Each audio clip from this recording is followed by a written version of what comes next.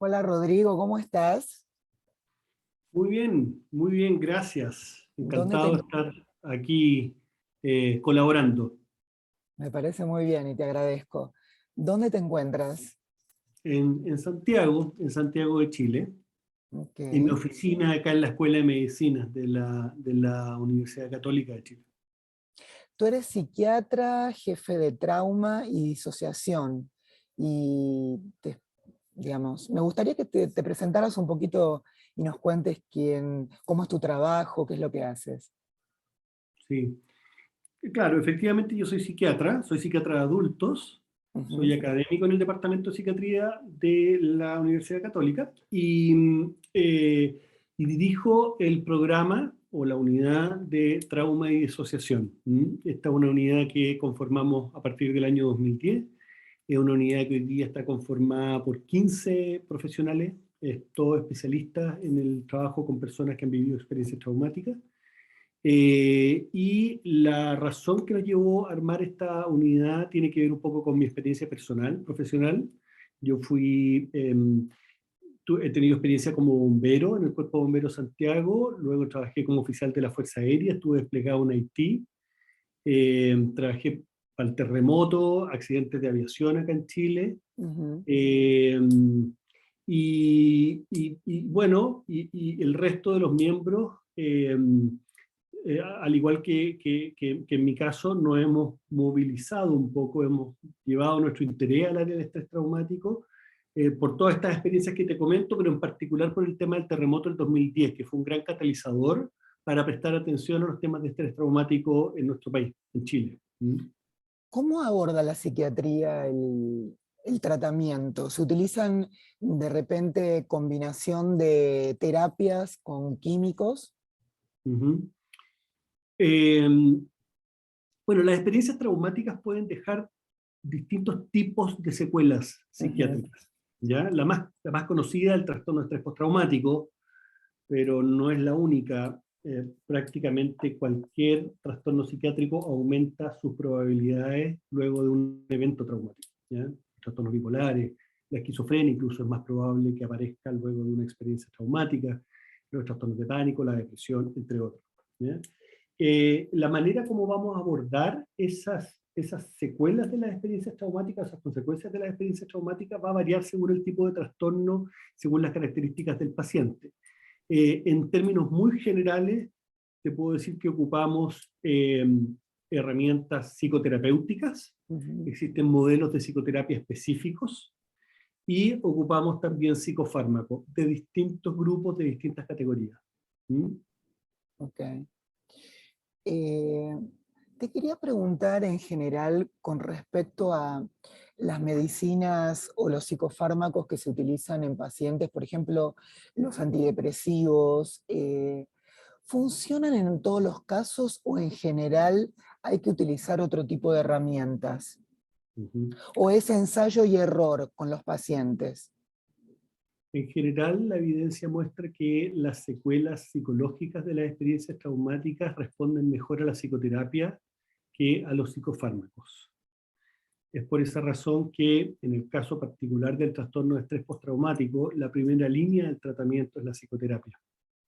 Y vamos a reservar los psicofármacos cuando existen comorbilidades, es decir, junto al trastorno de estrés postraumático la persona tiene una depresión mayor, por ejemplo, o también cuando la presentación del trastorno de estrés postraumático incluye ciertas problemáticas muy específicas que son difíciles de manejar con la psicoterapia. Por ejemplo, mucha inestabilidad emocional, por ejemplo, muchas pesadillas, por ejemplo, mucha irritabilidad. En esos casos puede ser necesario complementar la psicoterapia con psicofármacos. ¿Tú crees que también el tema de la pandemia, durante la pandemia y la pospandemia, se ha incrementado los casos de estrés, ansiedad y depresión en general? Sí, sí. Sí, te diría que más que una creencia es una certeza científica, digamos. Hoy día Ujú. existe abundante literatura que ha acreditado cómo la pandemia ha aumentado la incidencia de problemas de salud mental en la población. Los profesionales de la salud mental, en Chile al menos, nos enfrentamos hoy día a una sobredemanda inhabitual, ¿ya? Y una buena proporción de nuestros pacientes hoy día incluye dentro de las problemáticas que están experimentando y que los lleva eh, a sentir un malestar importante, el confinamiento, los cambios en las formas de trabajo, entre otras fuentes de estrés asociadas a la pandemia, de todas maneras. Sí, y nos tuvimos que acomodar a otras realidades, perder parientes o amigos cercanos, eh, que también imagino yo que nos lleva a los pensamientos negativos. Mucha gente no se encuentra a gusto en los trabajos o cómo ha sido, bueno, desplazado, porque mucha gente se ha quedado sin trabajo, siente rabia, frustración o estancamiento. ¿En cuál de estas situaciones o en qué momento hay que pedir ayuda profesional? O sea, ¿cuándo se vuelve patológico el tema de la ansiedad o de la extrema depresión? Mm. Yo te diría que un criterio muy relevante a tener presente es la duración del malestar. Ujú. Eh, Tener desánimo durante un día, 2 días, 4 días, 7 días, cuando has estado expuesto a situaciones muy estresantes, es normal, se considera dentro de lo normal. Las distintas asociaciones profesionales han establecido un punto de corte arbitrario, que es el de 2 semanas. Cuando el malestar, el desánimo, el negativismo, la pérdida de entusiasmo, la pérdida de alegría de vivir se mantiene más de 2 semanas y hay que parar la antena. Claro. ¿Ya? Lo otro que también es una señal de que las cosas no andan bien es cuando, habiendo cesado la fuente del estrés, la persona se mantiene en un estado de hipervigilancia o de ansiedad o de malestar, ¿ya? O sea, si a mí, por ejemplo, si por ejemplo yo sufro qué sé yo, sufro un asalto en la vía pública, ¿bien? Y es normal, es esperable que yo me sienta ansioso, temeroso, inseguro, que tienda a replegarme, que no quiera salir al lugar donde me asaltaron. Eso es completamente normal, ¿sí? Pero habiendo cesado el peligro, incluso pudiéndome haber cambiado de barrio, si yo persisto con ese temor, es una señal de peligro. También es una señal es una como red flag que le llamamos, ¿cierto? Cuando los cambios que estoy experimentando, en vez de ser cambios que me permiten objetivamente protegerme, objetivamente estar a salvo, son cambios que empiezan a hacerme la vida más difícil y empiezan a generar conflictos con el resto de las personas, empiezan a hacer que mi desempeño en mis actividades se reduzca, lo que llamamos nosotros cambios que son desadaptativos. En esa situación también hay un motivo para estar preocupado, para preocuparse. Te quería preguntar, porque había leído algún artículo tuyo del tema de las drogas psicodélicas o de la utilización de los microhongos o la microdosis de hongos, perdón. ¿Eso puede ayudar, por ejemplo, a pacientes con adicciones o a pacientes de repente con, no sé, con un estrés postraumático severo? ¿Qué has visto en este sentido? ¿Y cómo actúan en el cerebro? Mira, el estudio de el uso de psicodélicos para el tratamiento de problemas de salud mental tiene una larga historia. ¿Mm? Eh, Se utilizaron de manera frecuente durante los 60, durante los 70, Ujú. para distintos tipos de problemas. En esa misma época también fueron abusados de manera importante, lo que llevó a las autoridades a prohibirlo. Junto con esa prohibición de uso apareció una prohibición de investigación, lo cual fue muy negativo, creo yo, para la ciencia y para la medicina. A partir de los 90 y 2000 se empiezan a reabrir las oportunidades de investigación y se ha ido aquilatando un cuerpo de conocimiento que va demostrando que los psicodélicos podrían ser útiles en el tratamiento de algunos problemas de salud mental, cuando son utilizados de manera responsable en un ambiente seguro, ¿sí? El uso que ha demostrado cierta efectividad no es un uso recreativo o un uso espontáneo de una persona que se come el hongo, digamos, en la casa, y no. Tiene que haber un setting adecuado y una actitud adecuada de la persona, que no es la actitud recreativa del uso en la calle, sino que es una actitud propia de quien busca un tratamiento, ¿ya? Además, el uso de estas moléculas con fines terapéuticos habitualmente acompañado de típicamente 2 terapeutas en el lugar, y se ha visto que el efecto benéfico tendría lugar porque estas moléculas pueden catalizar, pueden acelerar lo que todas las psicoterapias en general hacen, ¿ya?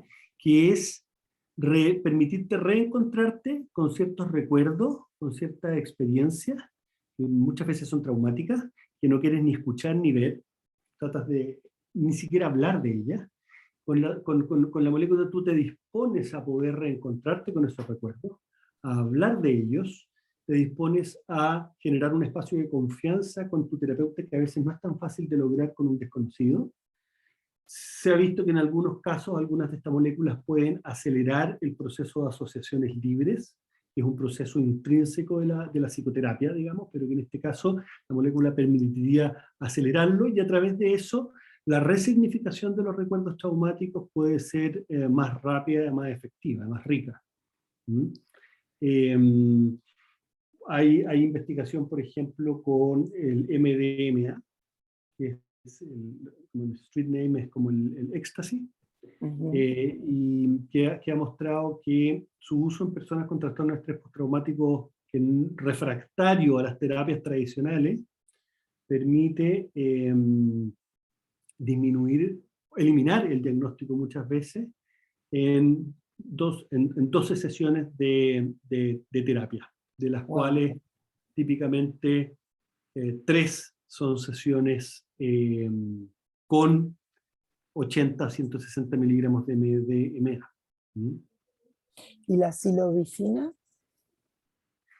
Sí, La psilocibina. La psilocibina La es psilocibina. compuesto de los magic mushrooms. Es una sustancia alucinógena que también permitiría catalizar, ¿cierto?, todas estas asociaciones muy ricas, a veces con ciertas propiedades incluso oníricas, que le permiten a la persona lograr a veces niveles de insight que no son logrables con tanta agilidad en la psicoterapia tradicional. Lo que se ve que se logra con la psicoterapia asistida por psicodélicos es acelerar y profundizar el efecto de la psicoterapia normal. Se ha probado con psilocibina, se ha probado con LSD, se ha probado con MDMA, se ha probado, hay reportes con DMT, hay reportes con ketamina. La ketamina es una molécula que es legal. Ya todas las otras que te comento son más bien experimentales, son moléculas ilegales para el uso rutinario. La ketamina es una molécula que se usa normalmente en el pabellón, lo ocupan los anestesistas, y que se ocupa hoy día legalmente también para el tratamiento de algunas depresiones resistentes, y se está probando para el tratamiento del estrés postraumático. Y la ketamina es un anestésico que tiene propiedades psicodélicas, ya utilizada en ciertas dosis. ¿Ustedes han profundizado un poco el estudio del efecto de este tipo de drogas en el cerebro? ¿Cómo es que uno llega a ese estado que tú dices, donde uno puede acelerar el proceso bueno, de visualizar, de reencontrarse con el trauma y de poder asimilarlo?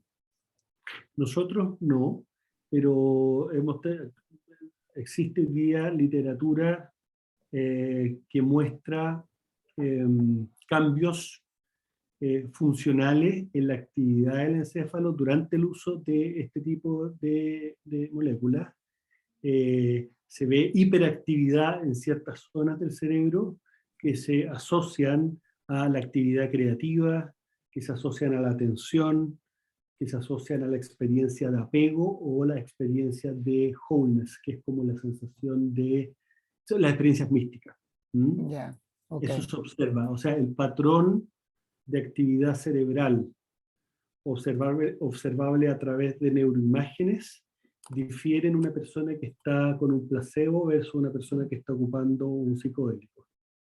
¿Y esto funciona también tanto para, por ejemplo, adicciones como para depresión?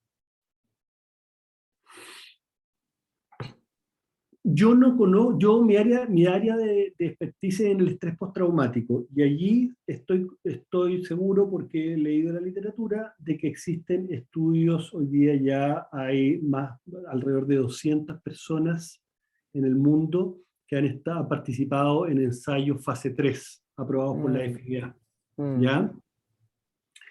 Que están publicados en literatura revisada por pares, etc.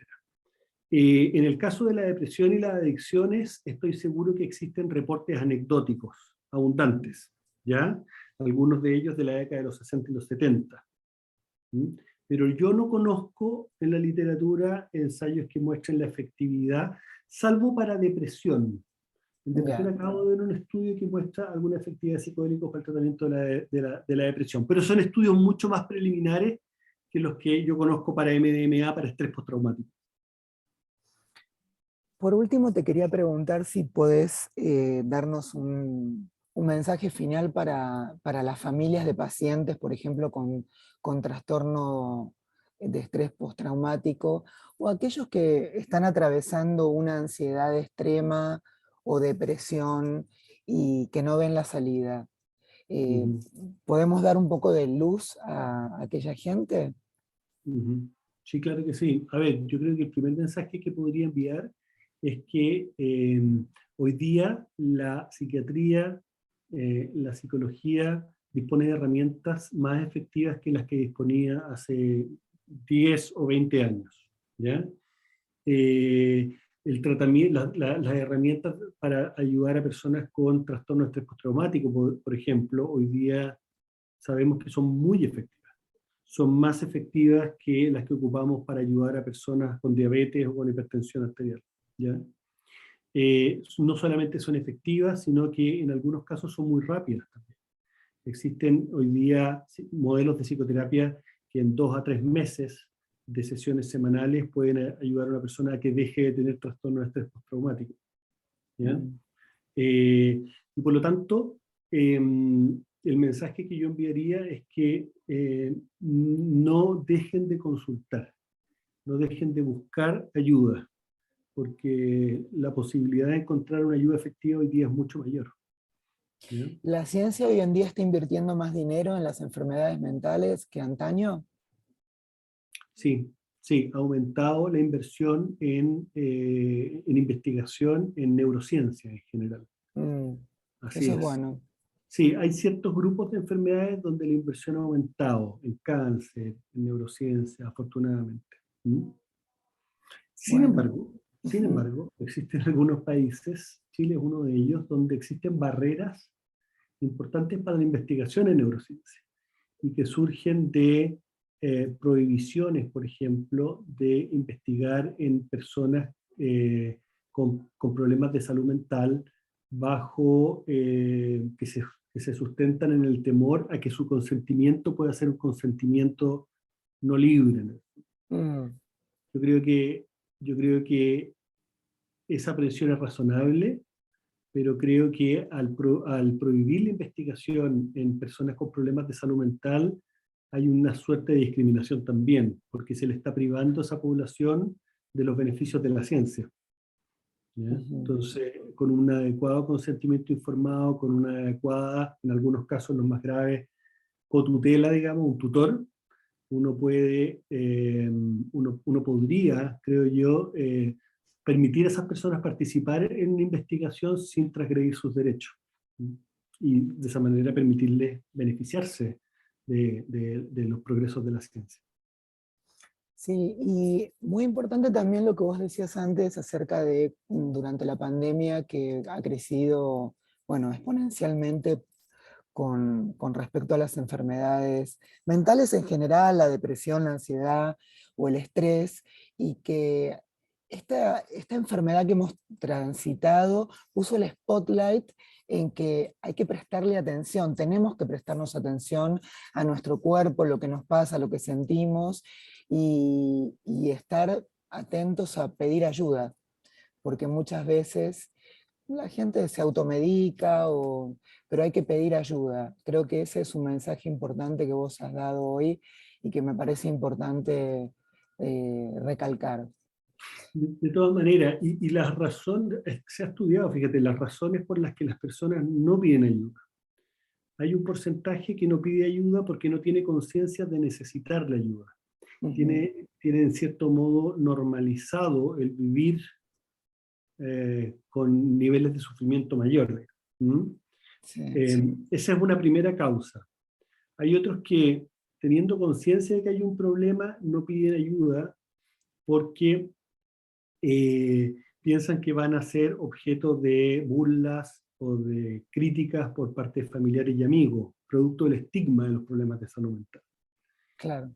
Hay otros que no piden ayuda porque piensan que no existen tratamientos efectivos. Se quedan con la idea de que los tratamientos eran inefectivos, tediosos, largos, llenos de efectos adversos, y eso ha ido cambiando mucho, ¿ya? Existe otro grupo que no pide ayuda porque perdió la esperanza de poder acceder a servicios de salud mental. Y eso es una realidad que se experimenta en todo el mundo, en particular en los países subdesarrollados y en vías de desarrollo, pero también en los países desarrollados. El acceso a atención de salud mental en general es limitado, ¿ya?